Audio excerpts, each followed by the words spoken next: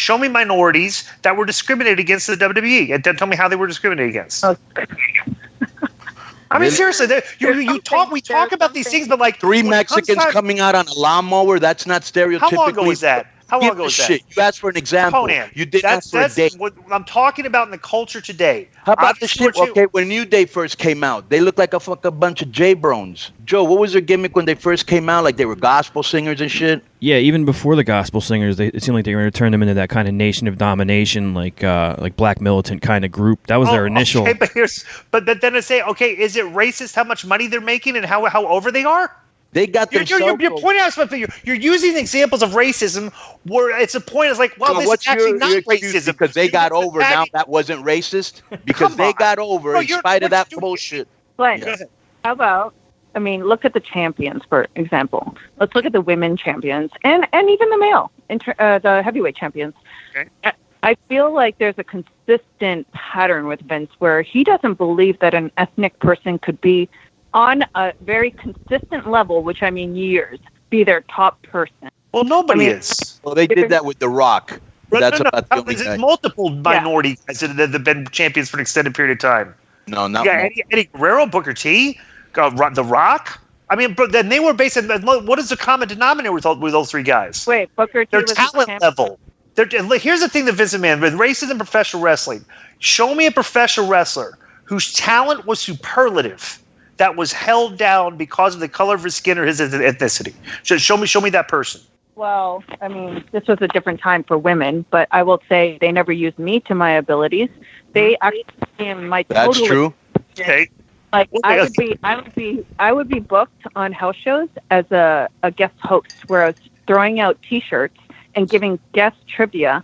And the boys in the back were saying to me, "Why are you not wrestling in the match tonight? Why are you hosting?" I'm like, "I don't know. I'm just happy to be booked," you know, and which I wasn't after a long time, you know. It's just like and gimmick match, like the swimsuit spectacular, the Baywatch match, the legs match. That's okay. I would never be put in serious matches or against opponents who could give us a good match, like Natty or Beth. We were never put in the same ring together as a single. But here's the thing. And I agree with that. And what I'm talking about, over the time, cultures change. What I'm talking about is right now. Okay, obviously, like they've met. Look at the improved. Like you're saying, if you want to point out, okay, they were sexist back then. Okay, fine, they were sexist back then. Are they sexist now? I think they're just giving the fans what they want to see, and the public. Well, so why is it so? So why do we use that word? Where is the sex? To me, it's like here's the thing: when the company is making strides to improve whatever you want to call it, the perception of racism. There's a women's revolution stuff. There's never been a better time at professional wrestling for minorities and women. Are the women getting paid equally? Are the women getting paid equally? All those girls who are main eventing and the lead storylines for the Raws for the past couple of months or whatever, are they getting paid equally? Is Becky Lynch getting paid equally to whoever their top guy is? You know? No. I doubt it. Well, it depends. Here's the thing, though. Depends on who's. They have metrics. They have metrics with this. You can find that, and trust me, you can find that out. You can find it. Like if you're on top and you're on the road, they're saying this. You're the person that's drawing the house on the road. Okay, so have the women been the main event on the road yet? Like who? Okay, I don't know. Okay, so this requires some research. Okay, but right now you have the women as the top program in the WWE, and I don't think anybody's going to argue that. Okay, so it's like, you know, here's another thing. What's like you want to, but here's the thing. Let me just say this. Pile on them, but you have to sit there and look like, wait a second, the women are the focal point of the show right now. They're the single most important thing and the only thing pretty much anybody's talking about on the show. So why? So my point is like, okay, where's the sexism here? That's what I was saying. Are they getting paid accordingly? Rhonda? But we don't know. I would suggest that Rhonda is getting paid. I guarantee you Rhonda's getting paid accordingly. Probably Charlotte. Probably the closest. How much is Charlotte getting? So find out. I'm looking at how much I'm is looking Charlotte at the list and Becky now. Lynch getting paid? But we don't know, bro, because it goes by house. You got and even those lists are suspect. What does it say? So even these lists are kind of suspect, but I'm looking for the. Yeah, I'd never believe. They always say like. It says. If you look up anyone's net worth, it's way off. sorry to interrupt. But it says here that Ronda has a base salary of 1.5. Charlotte, and this is as of 2018. Charlotte's is a base of 550. What's AJ's base? AJ Styles? Yeah, that's a fair comparison. Because let's talk about AJ Styles. I think is pretty much the best in-ring worker they have, and I think Charlotte Flair is the best female in-ring worker they have. What are they getting paid? $2 million base for AJ in 2018. Was that his base? Or was he got paid? I don't think he had a base. I think that's not accurate. I can guarantee you he's making a couple million. It says base salary. It does say base annual salary. Yeah. Base annual. That's before bonuses and merch. It says $2 million.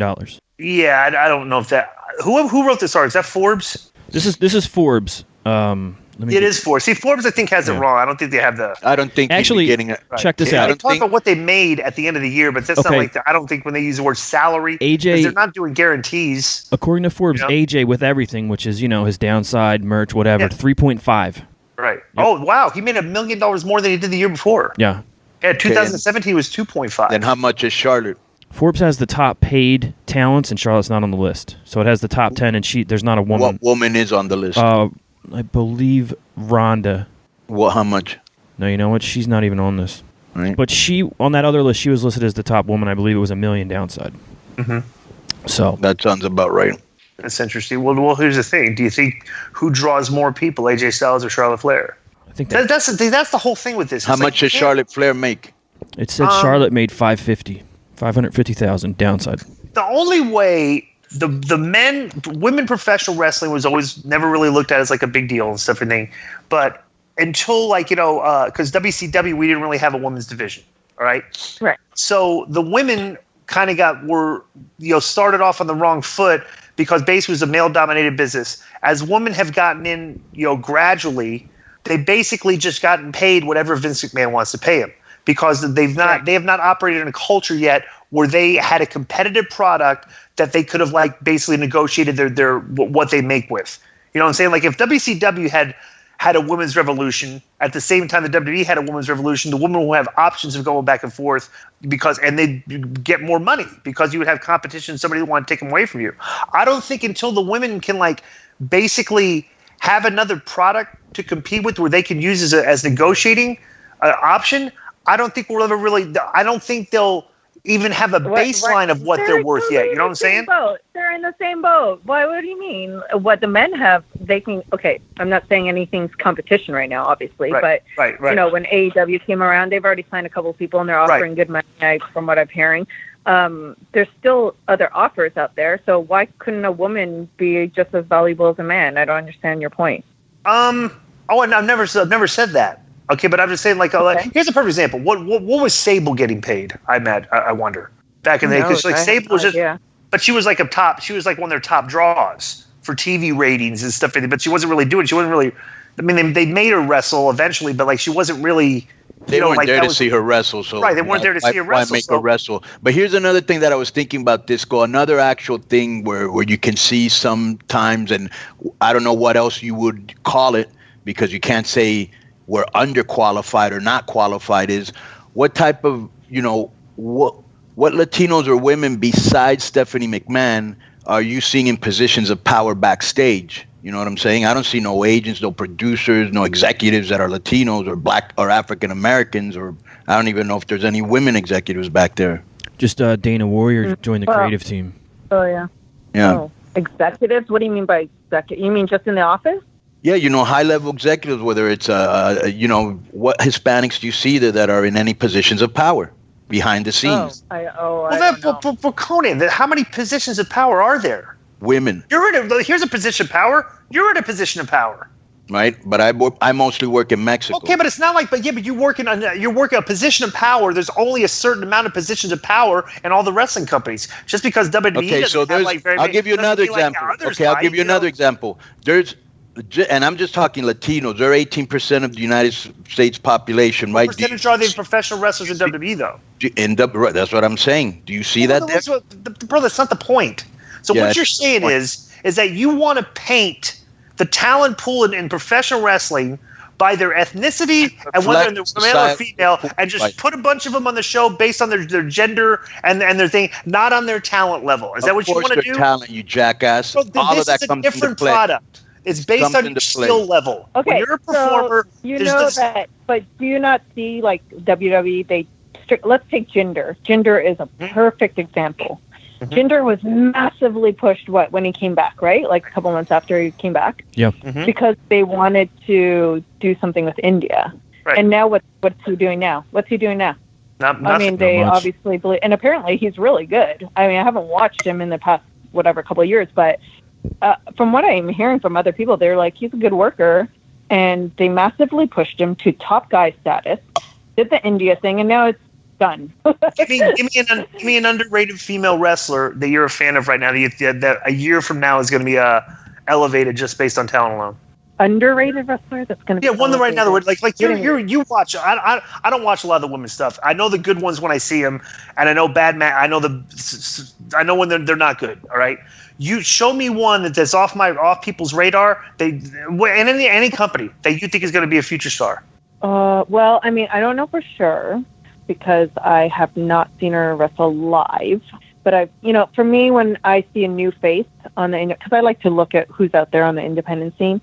And normally it's like the first impression of the matches you'll watch on YouTube or whatever it is. But I can pick up on little natural instincts that they have in between the moves that I can see. And I'm like, oh, that person has something a little bit special. So I don't know for sure if they're going to be a superstar or whatever. But I do like that Sadie Gibbs girl. She's in the UK.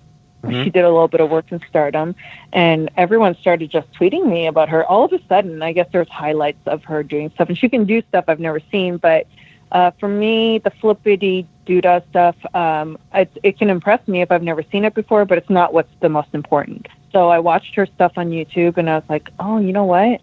Just her like entrance music and the little things she would do in between the moves. I was like, she's got some natural instincts, and she's only been working for 2 years. So those are the things that I look at. Like, how long have you been working for? What kind of instincts do you have? Because then you have the potential to be very, very good in the future, but I don't know anybody who's supposedly underrated. Like, obviously Tessa Blanchard is one that's out there but I don't think she's underrated. I think everyone thinks she's amazing. So, I don't know. What do you guys think? I mean, I know you're, I know you don't watch wrestling or women's wrestling. No, I don't know. Not what. No, here's the thing. He can tell you all the women that wrestled in bikinis, though. No, I can tell you when I watch a match, I can tell you if it's good or bad. Okay, and I can tell if and even if it's a good woman wrestler, that's the problem I have with the whole women's revolution thing and equality. Is like, look, girls, if you want to be equal, your work could be equally as criticized, just like mine was and still is today. Right. It's like, so I'm not going to so I see I tweet, people think I just think women's wrestling stinks. It's not true. Anybody that's watched me, like when I watch a pay-per-view. He used to say that he's actually evolved, Gail, so don't let him. I'm saying, when the girls have a good match, I'll tweet out, that was great. This is good. This is good. This is not what you sounded like a year or two ago, so you have evolved. Yeah, but I'm saying, when I see something terrible, right. I'm like, God, that girl is very, very green. She shouldn't be on TV.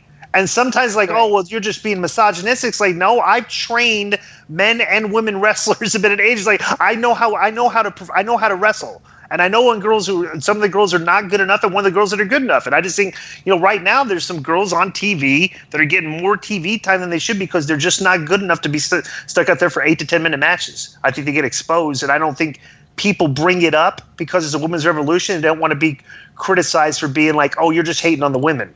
It's like, no, you got to kind of be honest. Well, that's where I would think that creative or the office needs to be like, okay, we like her, we want to push her.